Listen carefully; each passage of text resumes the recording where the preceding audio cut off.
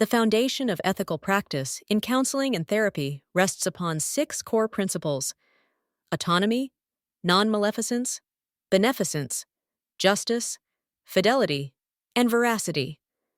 Each principle guides professionals in their daily interactions and decision-making, helping to ensure the highest standards of care and respect for those they serve.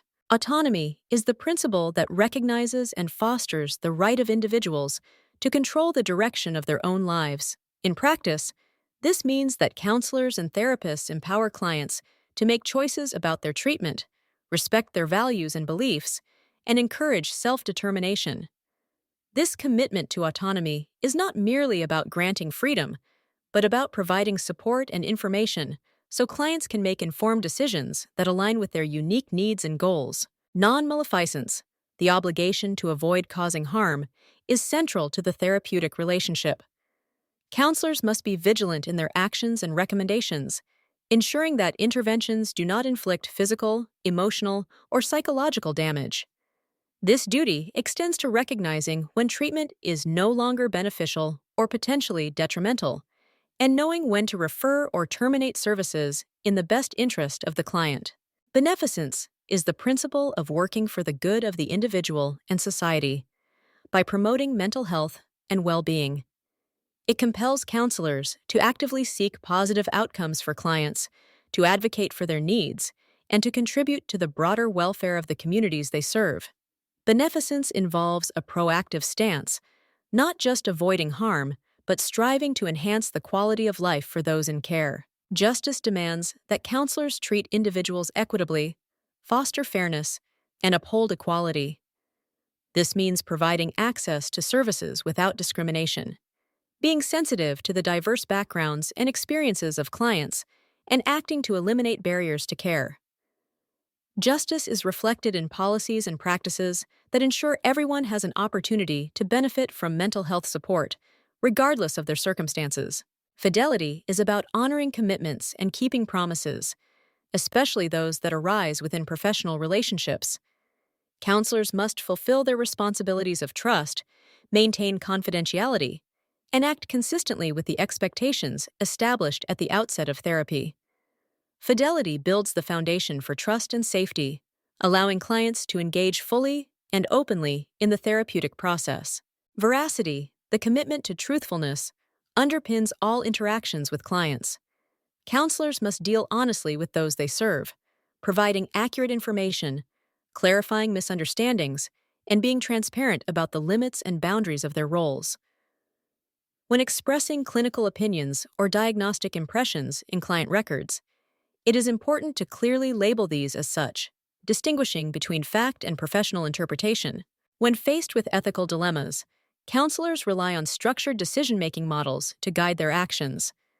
These models typically include consultation with colleagues or supervisors, careful consideration of relevant ethical standards, principles, and laws, and the generation of potential courses of action.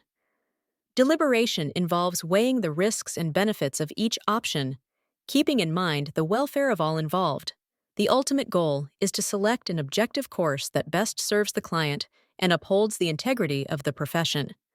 Documentation of this process is crucial, ensuring transparency and accountability. Certain boundaries in the therapeutic relationship are strictly maintained. Therapists are prohibited from engaging in counseling relationships with individuals with whom they have had prior sexual or romantic relationships. Likewise, sexual or romantic relationships with former clients are strictly forbidden for a period of 5 years following the last professional contact, ensuring that the power dynamics and vulnerabilities inherent in therapy are respected. Once the goals of treatment are reached, it is unethical to continue therapy unnecessarily. Prolonging therapy without clinical justification not only undermines autonomy and beneficence, but may also cause harm. Ethical termination of services may also occur when the client is being harmed by therapy, is not benefiting, fails to pay agreed fees, poses a risk to the counselor, or no longer needs assistance. Record keeping is governed by strict standards to maintain accuracy and integrity. Corrections in client records should be made by crossing through the entry with a single line, writing error above the line, dating the notation, and initialing it. Whiteout or regenerated progress notes are not acceptable, as they compromise the transparency and reliability of the record. Confidentiality and privacy are paramount in counseling. The Health Insurance Portability and Accountability Act, HIPAA, establishes comprehensive requirements regarding the protection of client information. Key aspects include the National Provider Identifier Standard, transaction rules for electronic healthcare processes, the Privacy Rule, which limits disclosure of protected health information, PHI, the Security Rule, which mandates safeguards for electronic data, and the Enforcement Rule, which provides guidelines for investigating violations. Email communications with clients must only occur between secure servers to avoid HIPAA violations. In workplace settings, employee assistance programs, EAPs, often require counselors to report client compliance with treatment, but do not mandate disclosure of specific details unless the client has signed a consent form. This maintains a balance between the employer's need for information and the client's right to privacy. When counseling minors, consent issues can be complex. If one parent signs consent for a child to be in therapy, consent is generally presumed for the other parent unless they are divorced or separated. For divorced families, it is essential to clarify the legal custody status to ensure both parents are fully informed about their child's treatment. Dual relationships and conflicts of interest are strictly avoided.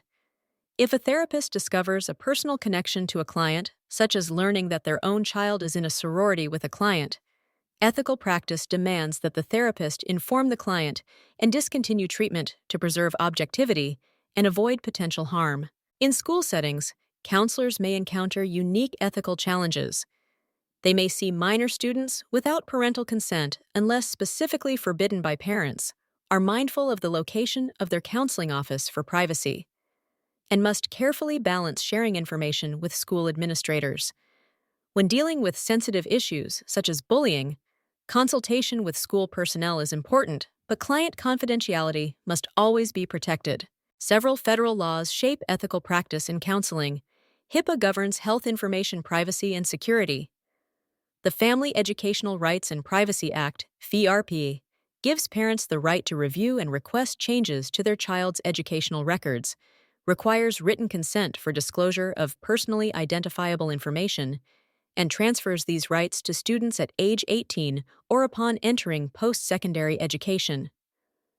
The Americans with Disabilities Act, ADA, prohibits discrimination on the basis of disability in employment, public services, and accommodations.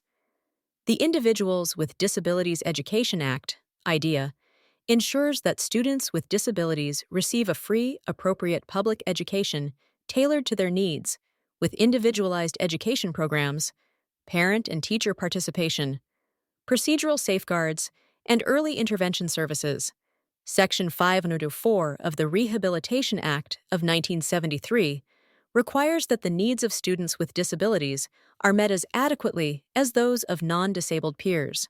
Adhering to these ethical principles and legal standards is essential for maintaining the trust, safety, and effectiveness of the counseling profession. By prioritizing autonomy, non-maleficence, beneficence, justice, fidelity, and veracity, counselors and therapists honor the dignity of those they serve and ensure that every client receives care that is ethical, respectful, and grounded in best practices.